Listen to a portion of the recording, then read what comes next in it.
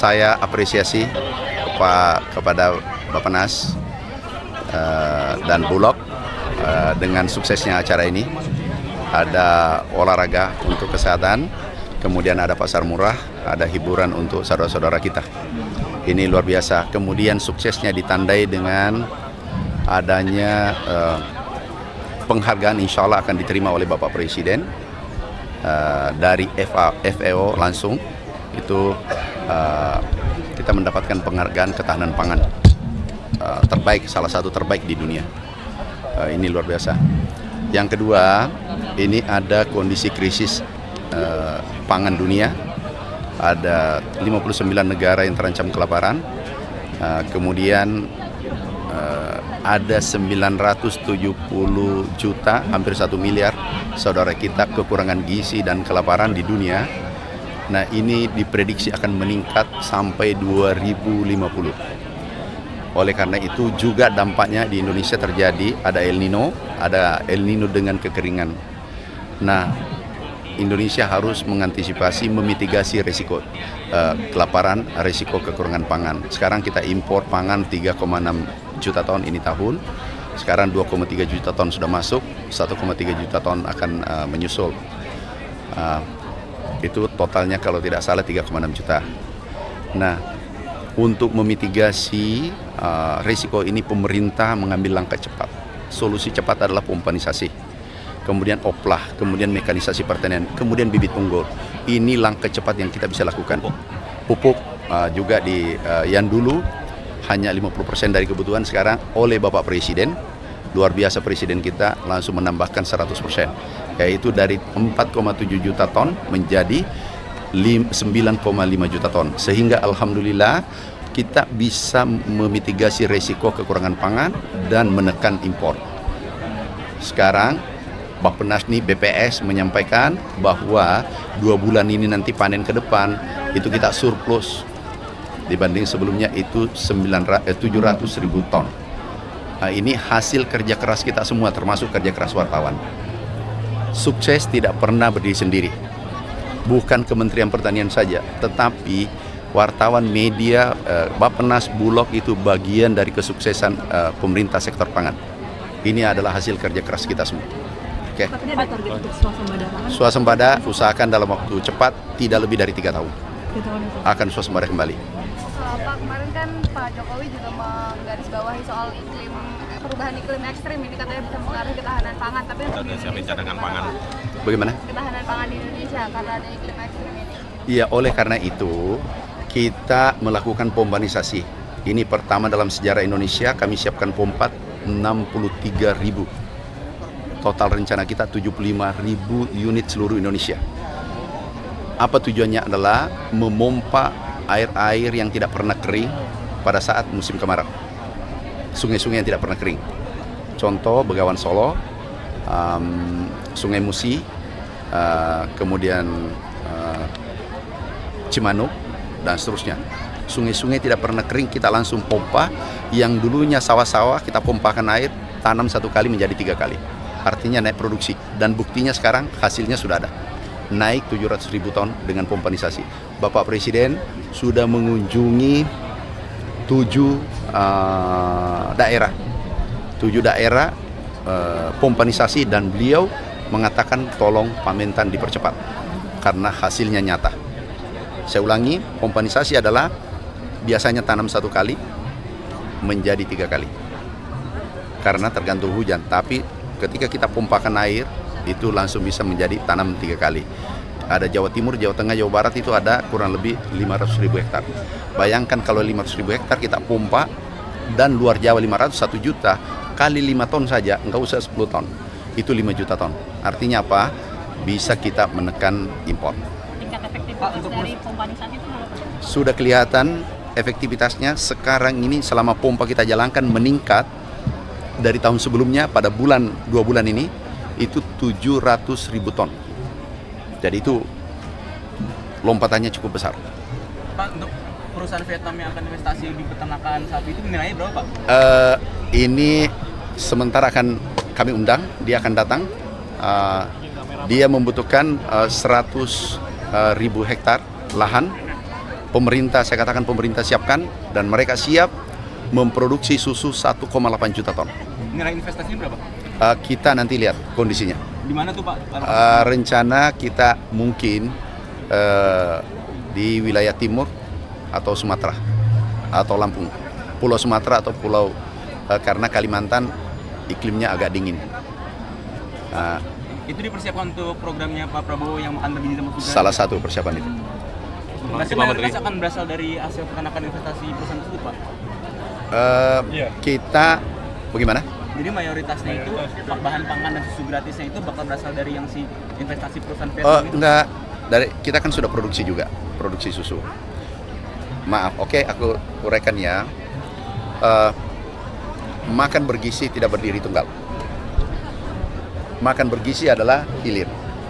Hulunya adalah ada bawang, ada cabai, ada beras, ada telur, ada ikan, ada ayam. Semua ini harapan kita adalah dipenuhi dalam negeri. Kalau ini dipenuhi dalam negeri, ini akan menggerakkan ekonomi pedesaan, menggerakkan ekonomi desa. Bayangkan kalau berapa triliun bergerak di desa, itu bisa mengangkat pertumbuhan ekonomi kita. Pak, kalau produksi kita sekarang berapa Pak? Itu sekarang 0,9 kurang lebih 1 juta ton. Kita impor 3 juta ton. Nah, mudah-mudahan ke depan kita bisa membuat program 5 tahun ke depan kita buat program menekan impor kita. Oke, terima kasih Pak Menteri. Pembangunan peternakannya kapan Pak dimulainya Pak? Doakan lebih cepat, lebih bagus. Aman Tan. Mobil di sini kan? Sini aja. Oke, sampai jalan. Sorry. Izin sebentar ya sebelum kita senam, Mbak. Assalamualaikum warahmatullahi wabarakatuh. Teman-teman media, terima kasih hari ini bisa mendampingi ulang tahun ketiga Badan Pangan Nasional. Di sini juga hadir tadi Bapak Menteri Pertanian, Direksi Bulog, Direksi RNI, para stakeholders di bidang pangan, Kasatgas Pangan, nih Brigjen Helvi sini bisa merapat, para wakil dari seluruh kementerian dan lembaga dan dinas-dinas yang terkait urusan pangan, ada 514 kabupaten kota. Pagi ini acaranya fun run 5 kilo. Di sana ada coaching klinik, kemudian ada lomba menggambar buat anak-anak, kampanye B2SA, beragam, bergizi seimbang dan aman. Di situ juga ada lab untuk keamanan pangan, ya. Kemudian ada gerakan pasar murah, dan nanti malam akan diikuti oleh SPHP Award. SPHP itu stabilisasi pasokan dan harga pangan. Awardingnya untuk kabupaten-kabupaten dan provinsi yang dapat mengendalikan inflasi dengan baik. Ya, mungkin itu background dari saya. Pak, saat ini harga pangan sudah menekannya atau belum? Masih ada yang lanjut? Saat ini harga relatif stabil, malah ada yang terlalu rendah.